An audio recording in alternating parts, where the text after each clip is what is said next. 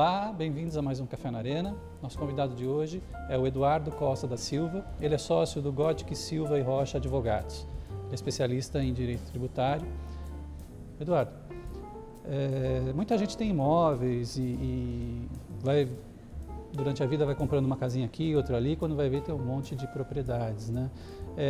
E acaba pagando um imposto alto aí sobre aluguel, até depois sobre herança, né? Como é que ela poderia reduzir um pouquinho essa mordida do leão? Isso é muito comum, né? A gente observa na prática as pessoas, às vezes é um assalariado, um executivo, e ele vai formando uma reserva ali de valor, né?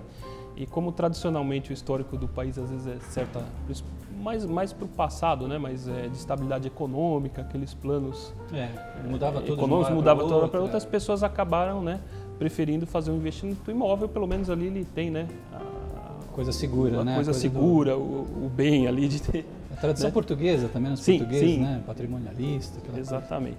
Então o que acontece? Às vezes a pessoa vai ali, ela compra um imóvel, vai comprando o segundo, vai comprando o terceiro e ninguém pensa no planejamento nesse momento. Na verdade, o sujeito está preocupado lá em fazer o trabalho dele, né? Ele está às vezes pensando nesse imóvel como uma renda adicional, para uma aposentadoria, mas ele não está pensando no todo e às vezes a coisa toma uma dimensão mesmo grande, de forma natural. E o que acontece? Normalmente essa pessoa é uma pessoa empregada e está assalariada e ela já é tributada pelo imposto de renda pessoa física. Como ela compra normalmente o imóvel também pela pessoa física, normalmente essa pessoa já está enquadrada na alíquota máxima do imposto de renda, que é 27,5%. Que é quase 30%, né? Quase 30%, uma bela mordida. Então o que acontece?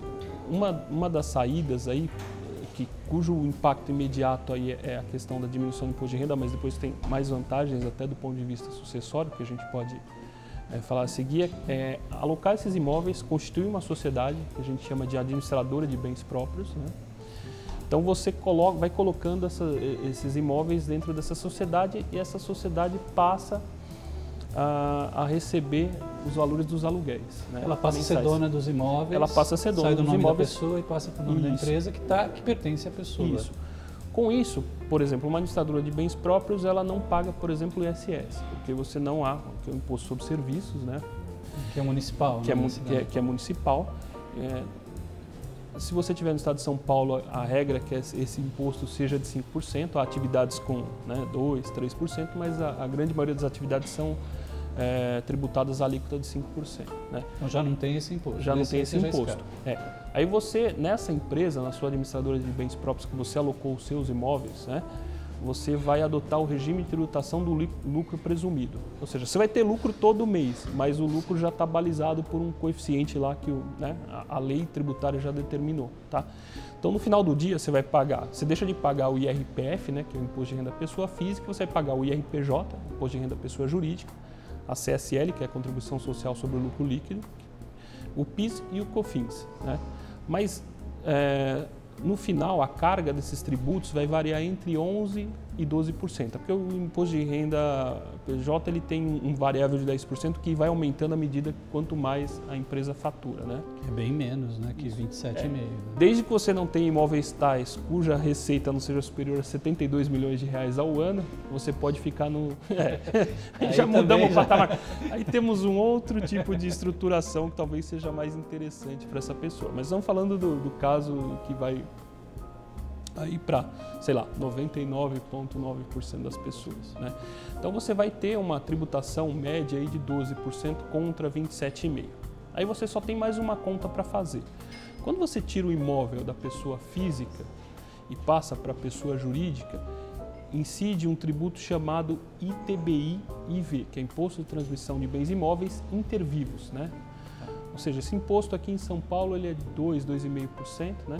Então você tem que fazer a conta de que você economizou no imposto de renda, ou seja, deixar de pagar 27,5% para 12%, e aí você coloca esse investimento no ITBI. E às vezes as pessoas também vão fazendo isso gradativamente. Às vezes ela aloca um imóvel, paga o ITBI, aloca um segundo, terceiro até completar.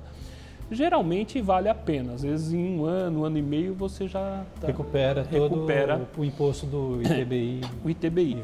O ITBI é um imposto curioso porque ele tem uma isenção. Por exemplo, se eu tiver um galpão industrial e falar assim, vamos fazer uma sociedade, você aí é um industrial e eu tenho um galpão. Então, se eu capitalizar essa sociedade com um galpão industrial, o ITBI é isento, né?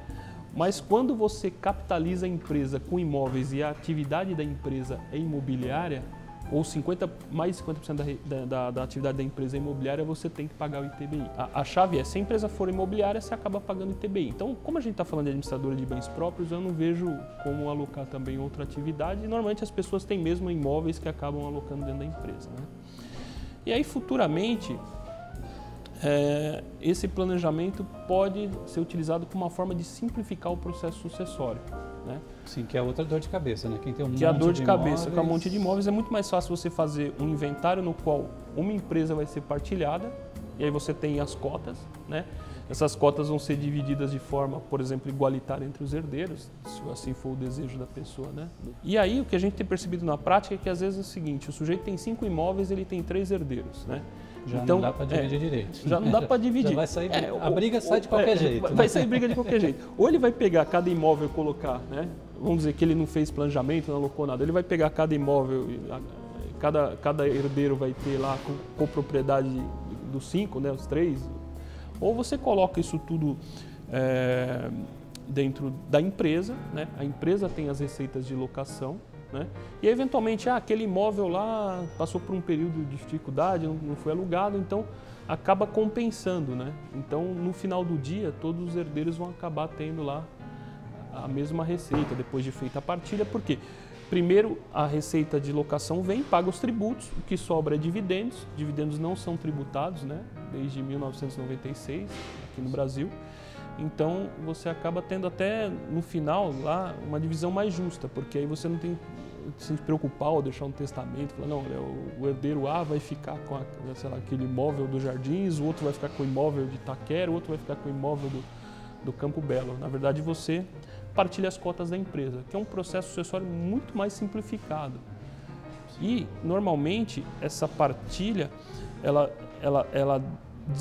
quando o imóvel vai perder da empresa, você vai desvincular o valor venal do imóvel, que é uma base de cálculo para o imposto de renda, pelo valor patrimonial das cotas, que normalmente fica lá registrado a valor histórico. Então, no final do dia, você ainda experimenta uma pequena economia. Escapa, né, da valorização do valor venal do imóvel no cálculo do inventário. No cálculo do inventário, né? E lembrando que o ITCMD, ele é o imposto de transmissão causa morte e doação, ou seja, mesmo que você fale assim, não, então não vou esperar o evento morte para fazer, aí você faz a doação, é exatamente o mesmo imposto, né? Aí o Estado já percebeu isso aí de longa data, viu que as pessoas em determinado momento faziam esse tipo de movimento, né? E na verdade, uma doação antecipada ainda pode ter questionamentos por parte de herdeiros, que pode falar que envolve um adiantamento da legítima, vai que aparece lá um herdeiro. Não raro acontece, que ninguém sabia, mas a pessoa só descobre que tem um irmão no dia do velório lá do pai, né? Isso a gente já vivenciou como advogado, né? De abrir o processo de inventário e aparece lá um herdeiro que às vezes não estava previsto. Que não estava previsto, a família não conhecia. Não vou dizer que não é muito comum, mas também não é tão raro assim, às vezes acontece, né? E aí a confusão fica estabelecida. No caso da transmissão das cotas também da empresa para os herdeiros, o imposto que é pago... É o mesmo ITCMD, que aqui em São Paulo ele é 4%. 4%, né? só. Só que aí você vai pelo valor patrimonial, né, que a gente falou. Quer dizer, o ideal é fazer isso logo, ainda em vida para economizar e na sucessão já fica encaminhado isso. também. E é um inventário muito mais simplificado. Hoje em dia até tem a possibilidade desses inventários que você faz via cartório, né? É que você consegue fazer com muito mais rapidez, desde que não haja menores, né, envolvidos ou o decurso deixa um testamento, né? Se todos os herdeiros forem maiores e não tiver testamento, você vai lá, faz uma escritura no cartório de notas e, vamos dizer assim, no dia seguinte você já está com a partilha resolvida, obviamente pagando o ITCMD. Esse não dá para escapar e as custas do cartorário, do tabelião, né? Muito bom. Eduardo, muito obrigado pela entrevista. Eu que agradeço a oportunidade, estamos aí à disposição. Eu falei com o Eduardo Costa da Silva, ele é sócio do Godic Silva e Rocha Advogados, especialista em direito tributário. Muito obrigado pela presença. Até um próximo Café na Arena. Até logo.